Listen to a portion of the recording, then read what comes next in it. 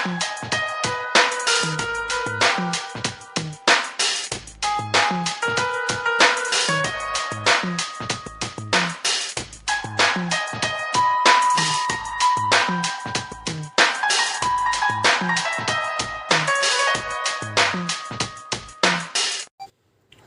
and welcome to Eddie Vlogs.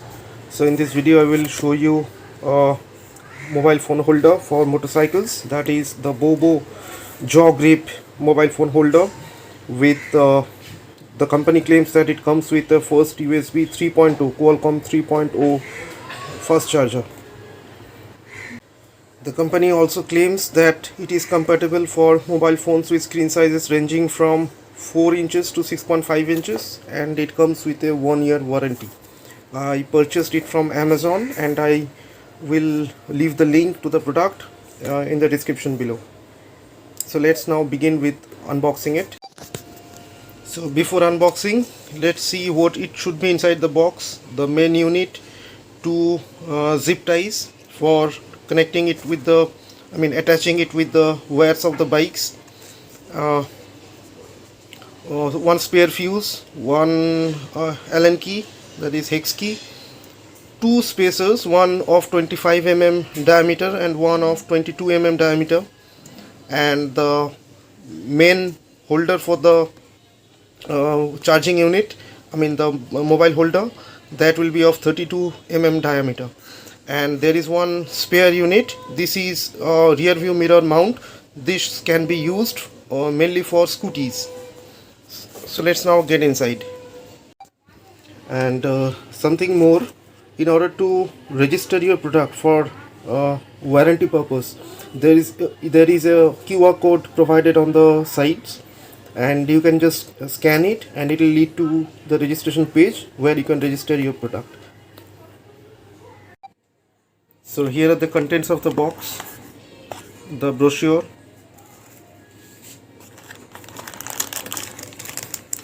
the spacers, two of them I showed you earlier, printed on the reverse of the package. This is the rear view mirror mount for scooties.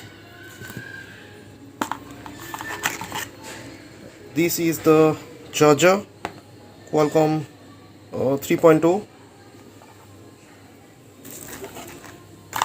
This is the spare fuse, and these are the zip ties to attach this wire on suitable points. So that's it. Now I would like to show you something. The location of the switch, on off switch, it is located at the base of the charger. So after you mount it like this is right underneath. So there is a natural resistance, very little water will reach this point. And even after that, this is covered with a rubberized cover. So it is pretty waterproof. If water gets in, there is a chance of short circuit and electrical malfunction that might even affect your battery. But because of its location and the way it has been covered with the rubberized, it is pretty safe. And the USB point here, this is also covered with a rubber cap, so that's decent. So let's now get on to the installation of the product on my bike. So these are the things that has been provided. Two spacers of different diameters. One is this one and the other one is inside this swivel mount.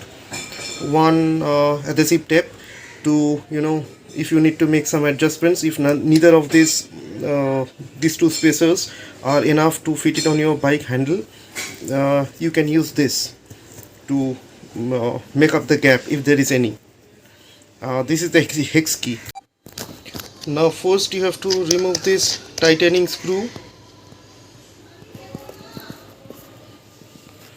and then this head on the mount here, you have to put it through this like this, and then you press it, the head will go inside,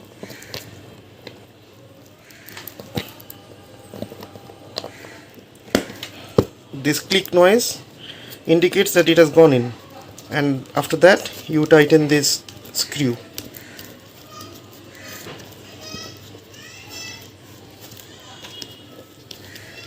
And then the holder is ready to be mounted on your bike.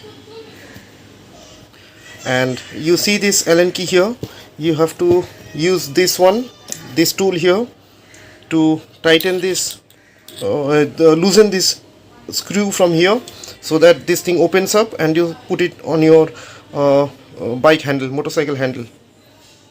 I'll show you the details in the next part of the video.